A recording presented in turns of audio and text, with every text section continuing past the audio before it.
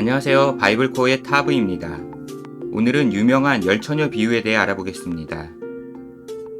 그때 천국은 마치 등을 들고 신랑을 맞으러 나간 열처녀와 같다 하리니.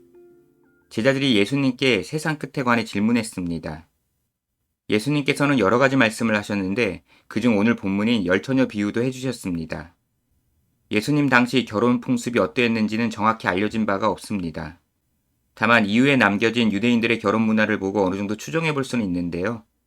유대인들은 먼저 약혼을 하고 6개월에서 1년 정도 후 신랑이 신부를 데리러 갑니다. 바로 결혼하지 않고 일정 기간을 보내는 이유는 임신 여부를 분명히 하기 위해서로 보입니다. 여하튼 신랑이 신부를 데리러 올 때 신부 측 친구들이 신랑 일행을 맞이합니다. 오늘 본문은 그러한 상황입니다. 그중 5은 미련하고 5은 슬기 있는 자라. 신랑을 맞으러 나간 아가씨들은 모두 10명인데 예수님께서는 그중 5명은 미련하고 5명은 슬기롭다고 하셨습니다. 미련한 자들은 등을 가지되 기름을 가지지 아니하고, 여인들은 모두 밤에 오는 신랑을 맞이하기 위해 등불을 준비했는데 미련한 처녀들은 등만 준비하고 기름을 따로 준비하지 않았습니다.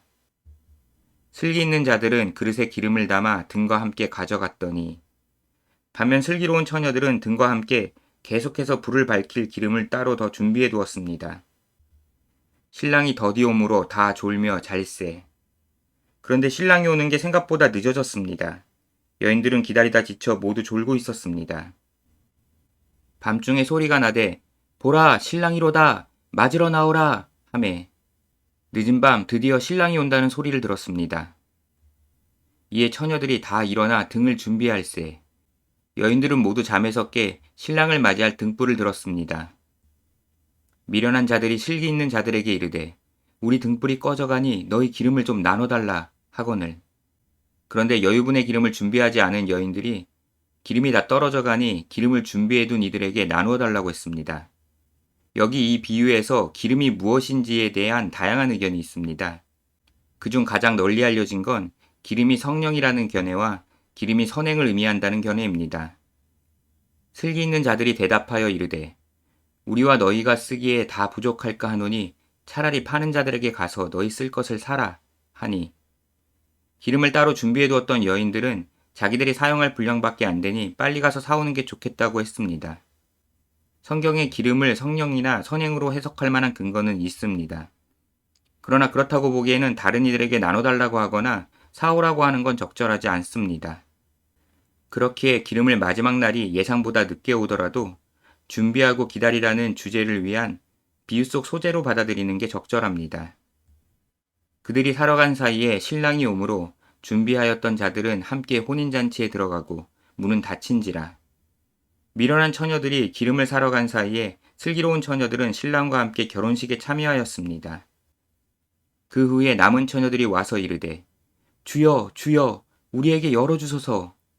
대답하여 이르되 진실로 너희에게 이르노니 내가 너희를 알지 못하노라 하였느니라. 기름을 사러 갔던 처녀들이 돌아왔지만 결혼식하는 집문이 닫혀 있었습니다. 그들은 자기들도 결혼식에 참여하는 사람들이라며 문을 열어달라고 했습니다. 그러나 안에서는 결혼 관계자는 모두 함께 들어왔기에 당신들이 누군지 모른다고 열어주지 않았습니다. 여기에서 기름을 준비해둔 5처녀와 준비하지 않은 5처녀의 차이는 무엇일까요? 예수님께서는 이 비유 전 마태복음 24장 45절에서 주인이 돌아올 때까지 열심히 일해줄 충성되고 지혜 있는 종에 관한 비유를 말씀해 주셨습니다. 그리고 오늘 본문 바로 다음 마태복음 25장 후반부에는 달란트 비유가 있습니다. 달란트 비유도 충성된 종과 게으른 종에 관한 이야기입니다. 따라서 전후 문맥 사이에 있는 열처녀 비유도 충성된 종과 그렇지 않은 종의 차이라고 보는 게 적절합니다. 그런데 충성으로 번역된 그리스어는 피스토스인데 피스토스는 우리가 믿음으로 번역하는 단어입니다. 피스토스에는 충성이라는 의미가 담겨 있습니다. 그래서 문맥에 따라 충성으로 번역되기도 합니다. 신약 성경에 충성으로 번역된 것은 대부분 피스토스입니다. 우리는 대개 믿음이라는 단어를 신뢰나 확신으로 받아들입니다. 그러나 성경에서 말하는 믿음은 신뢰나 확신보다 충성에 가까운 경우가 많습니다. 여하튼 오늘 본문에서 두 그룹의 운명이 달라진 기름에 굳이 의미를 부여해 보자면 저는 충성, 다른 말로는 믿음이라고 생각합니다. 그런즉 깨어있으라. 너희는 그날과 그때를 알지 못하느니라. 예수님께서는 마지막 날이 생각보다 늦게 찾아올 수도 있는데 슬기로운 다섯 처녀처럼 끝까지 충성하라고 하신 것입니다. 이 비유는 오늘날을 살아가는 그리스도인들에게 꼭 필요한 말씀입니다.